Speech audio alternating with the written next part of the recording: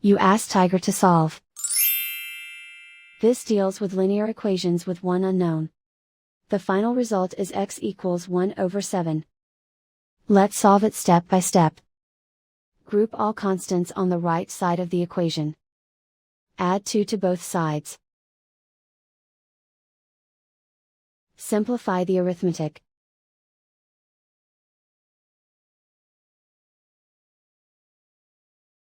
Isolate the x.